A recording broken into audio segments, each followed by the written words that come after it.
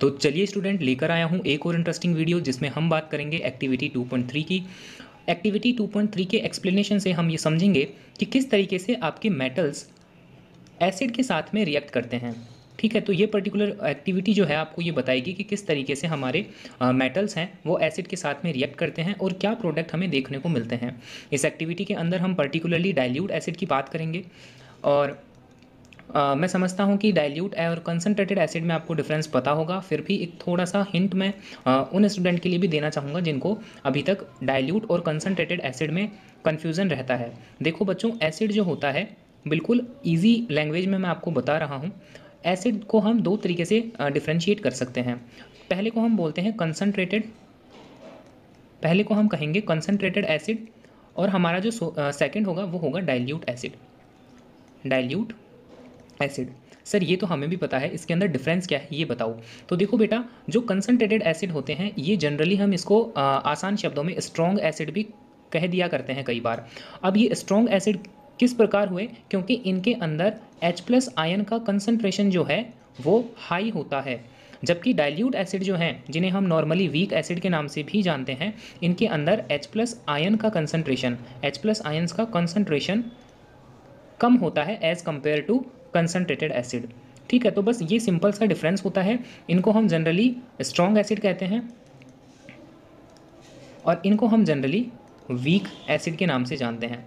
जैसे एग्जांपल अगर मैं आपको दूं तो जैसे आपने सुना होगा हाइड्रोक्लोरिक एसिड है, सल्फ्यूरिक एसिड है, जिसको HCl, H2SO4, ये जो एसिड्स हैं ये आपके एग्जांपल है स्ट्रॉन्ग एसिड के और कंसनट्रेटेड एसिड के। वाई?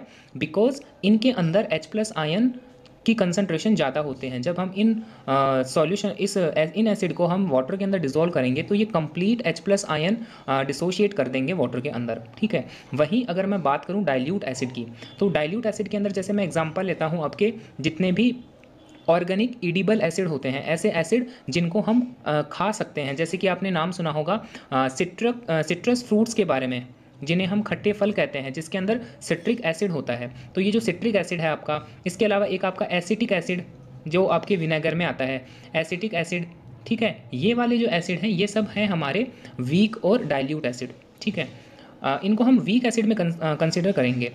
अब ये भी पॉसिबल है कि किसी कंसनट्रेटेड एसिड को हम डाइल्यूट एसिड में कन्वर्ट कर सकते हैं। ठीक है, कोई भी अगर स्ट्रॉन्ग एसिड हमारे पास है तो उसे हम वीक एसिड में कन्वर्ट कर सकते हैं। इसके लिए हमें डाइल्यूशन प्रोसेस करना होगा। डाइल्यूशन आपने क्लास 9th के फर्स्ट चैप्टर में अच्छे से पढ़ा है और आई थिंक कि सभी को डाइल्यूशन प्रोसेस के बारे में पता है।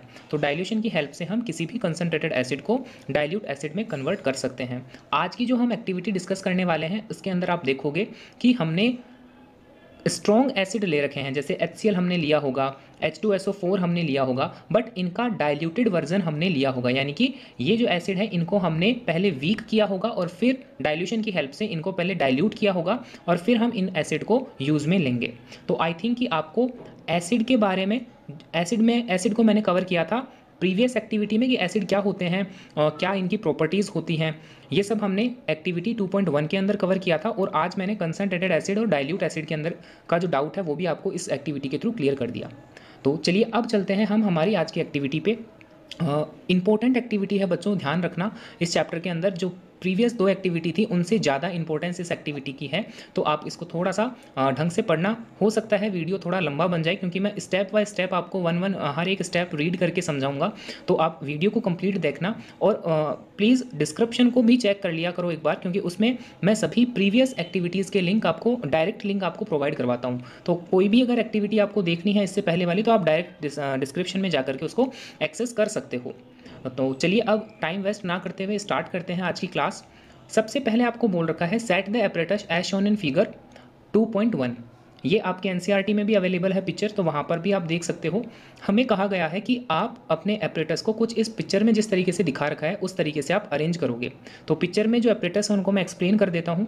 ये जो आप यहाँ पर ग्रे कलर का देख रहे हैं ये आपका नॉर्मली स्टैंड होता है जो टेस्ट ट्यूब होल्ड करने के काम में आता है। टेस्ट ट्यूब के अलावा दूसरे एपरेटस भी इसमें होल्ड किए जा सकते हैं।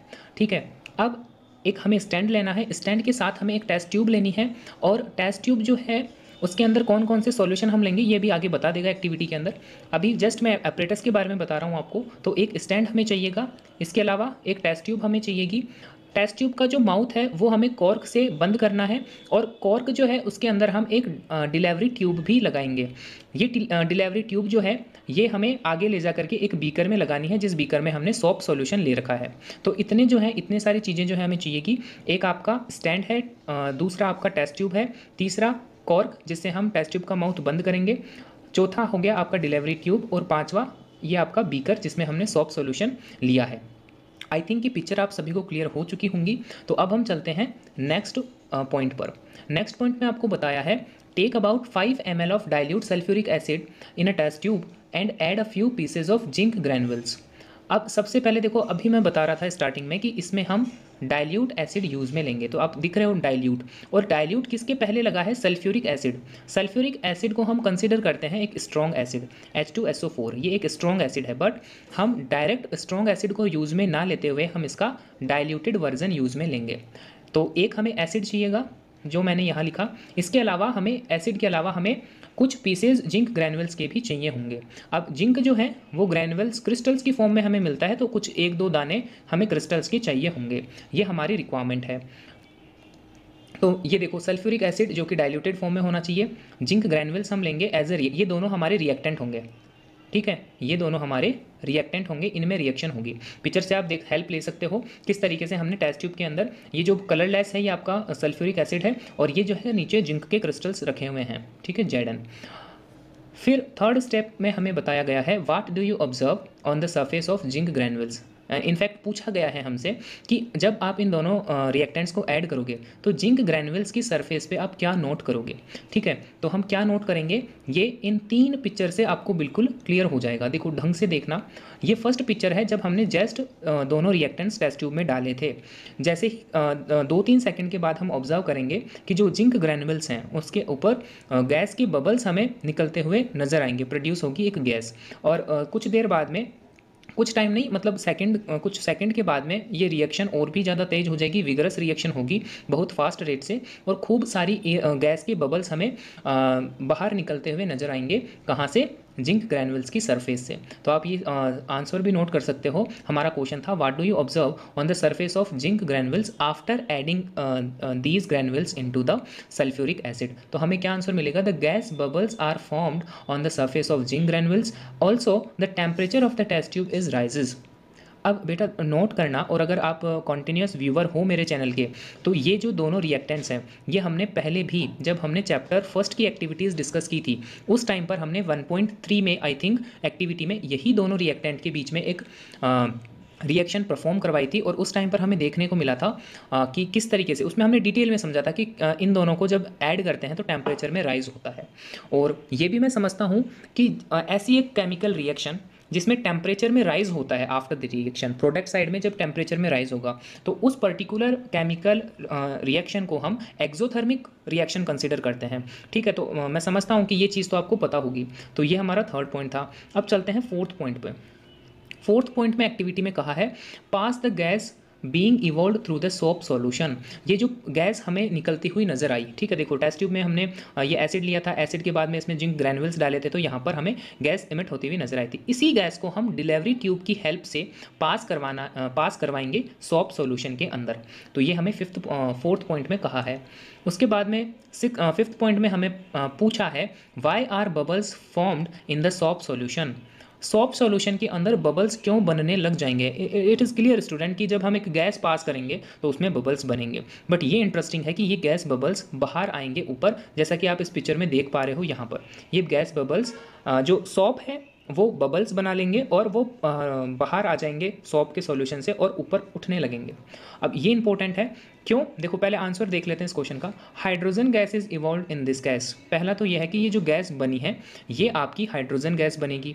उसके बाद में hydrogen is lighter than air when this gas is passed through the shop solution, bubbles filled it with H2 emerged out. तो यहाँ पर सीधा सीधा इसका आंसर बता रखा है कि हाइड्रोजन जो गैस बनेगी इस रिएक्शन के अंदर, जब हम सल्फ्यूरिक एसिड को, जब हम जिंक को सल्फ्यूरिक एसिड के साथ में रिएक्शन करवाएंगे तो एक तो आपकी बनेगी हाइड्रोजन गैस। ये एक क्लियर हो गया है ना। तो ये हाइड्रोजन गैस जो बनी है ये गैस एयर के कंपैरिजन में लाइटर होती है, इसीलिए जब ये सॉफ्ट सॉल्यूशन के अंदर ट्रैप हो जाएगी किसी बबल में तो ये ऊपर उठने लगेगी क्योंकि ये लाइटर वेट की होती है। इसके अलावा कुछ और प्रॉपर्टीज़ होती है हाइड्रोजन गैस की, वो मैं यहाँ पर आपको वन बाय वन लिखवा ही देता हूँ क्योंकि काफ़ी इंपॉर्टेंट है। देखो हाइड्रोजन जो है, सबसे पहले तो ये एक कलरलेस गैस है, ठीक है, ये एक कलरलेस गैस है।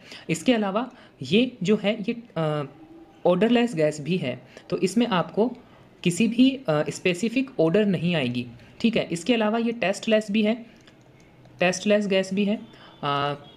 इसके अलावा फोर्थ पॉइंट जो आपको मैंने अभी बताया, ये lighter than air, lighter than air, हवा के कंपैरिजन में ये जो है हल्की होती है।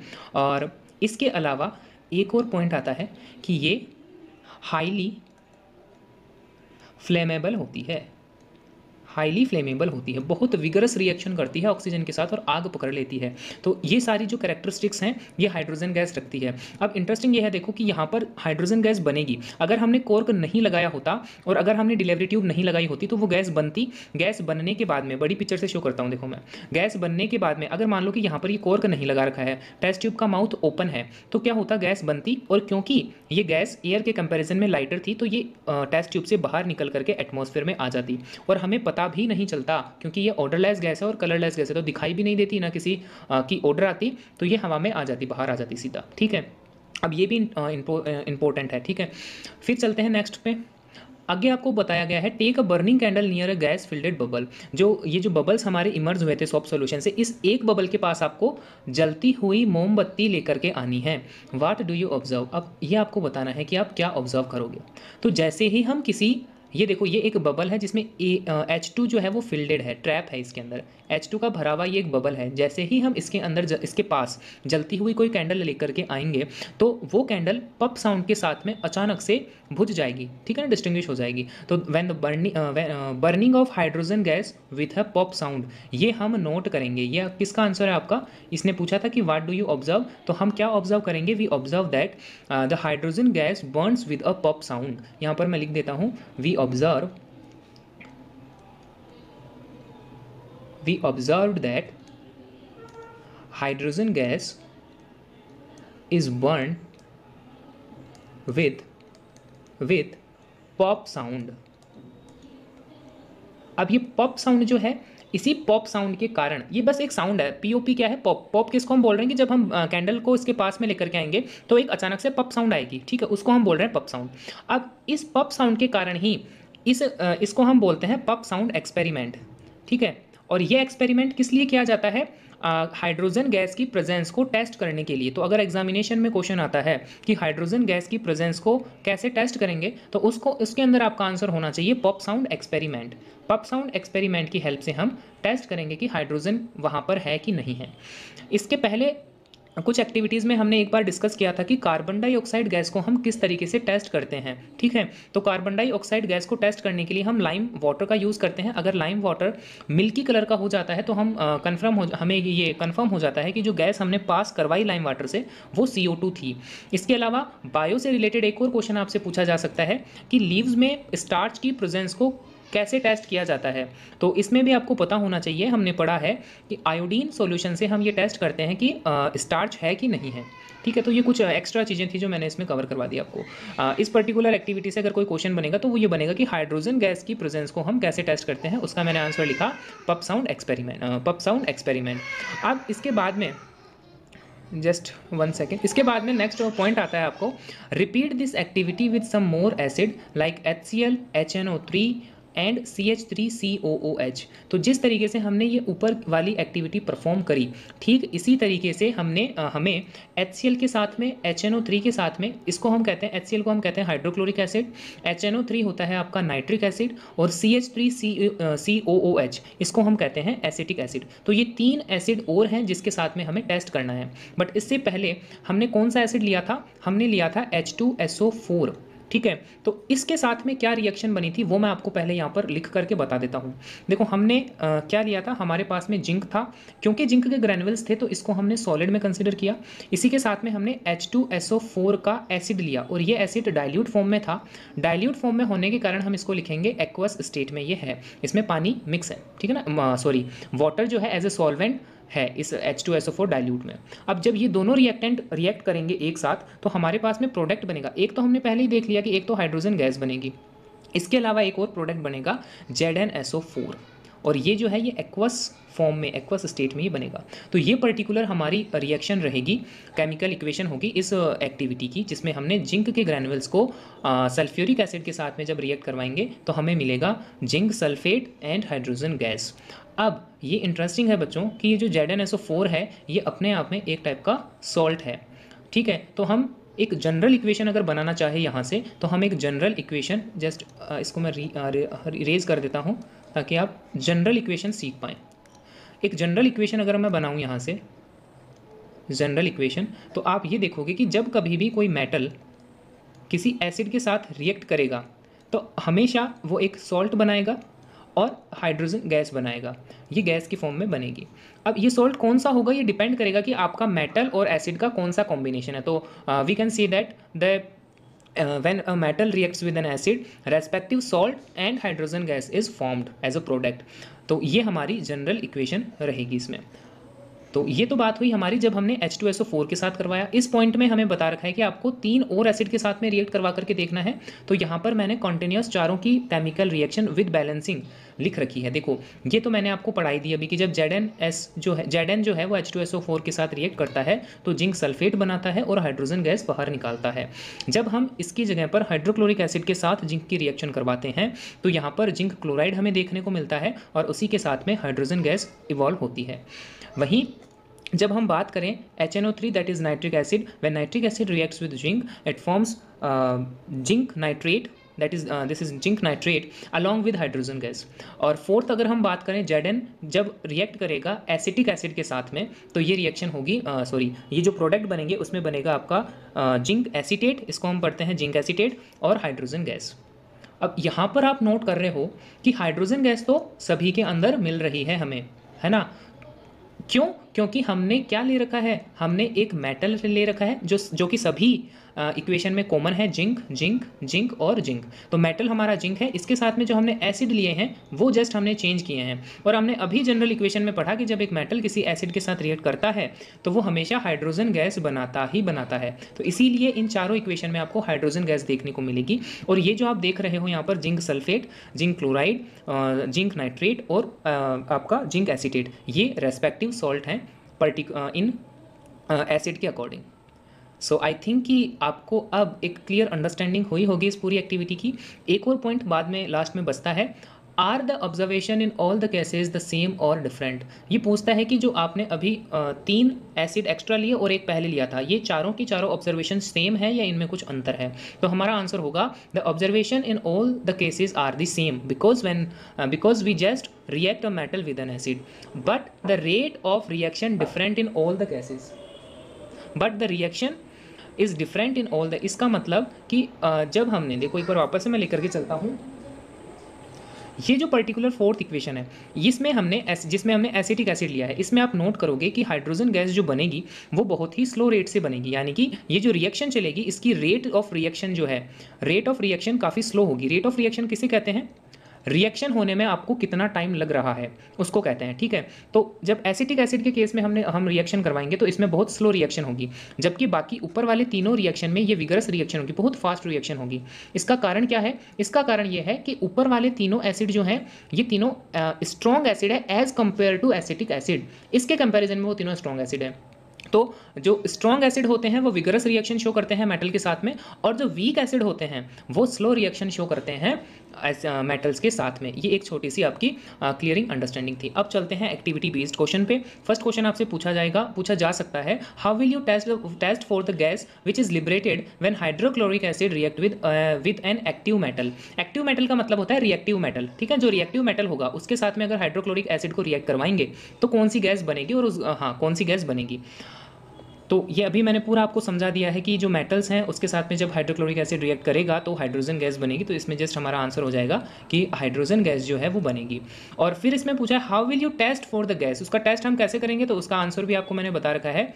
उसका आंसर हो जाएगा आपका पप साउंड एक्सपेरिमेंट की हेल्प से हम उस गैस की टेस्टिंग कर लेंगे। अगर पप साउंड आती है तो वो गैस हाइड्रोजन ही है, ठीक है। एक्टिव मेटल समझ गए बेटा? एक्टिव मेटल हम कह रहे हैं जो आपके एक्टिव यानी कि रिएक्टिव, एक्टिव भी कहते हैं और रिएक्टिव भी कहते हैं। तो रिएक्टिव या एक्टिव मेटल वो होते हैं जो हर किसी के साथ में जल्दी से रिएक्शन शो करते हैं, विगरस रिएक्शन शो करते हैं। इसको आप रिएक्टिविटी सीरीज में पढ़ते हो, ठीक है ना। रिएक्टिविटी सीरीज आई थिंक कि सभी स्टूडेंट ने पढ़ रखी होगी अभी तक, जिसमें हम मेटल्स को उनकी एक्टिविटी के अकॉर्डिंग जचाते हैं, रिएक्टिविटी के अकॉर्डिंग उनको अरेंज करते हैं। सबसे टॉप पर हाईली रिएक्टिव एलिमेंट्स होते हैं, हाईली रिएक्टिव मेटल्स होते हैं, उसके बाद में थोड़े लेस रिएक्टिव मेटल होते हैं, और लास्ट में सबसे लिस्ट रिएक्टिव मेटल्स होते हैं जिनमें हम गोल्ड और या आपके सिल्वर को कंसीडर करते हैं, और सबसे टॉप में हम कंसीडर करते हैं आपके पोटेशियम को, सोडियम को, इन सबको। लास्ट क्वेश्चन आपको पूछा जा सकता है, which gas is usually liberated when an acid react with an metal. तो ये मैंने आपको बता रखा है कि जब कोई मेटल एसिड के साथ रिएक्ट करेगा तो हाइड्रोजन गैस निकलेगी। इलस्ट्रेट विद एन एग्जांपल, इसको आपको एग्जांपल देकर के समझाना है। तो जो 4 इक्वेशन अभी हमने पढ़ी है उन चारों में से आप कोई भी एक एग्जाम्पल के लिए यहाँ पर लिख सकते हो।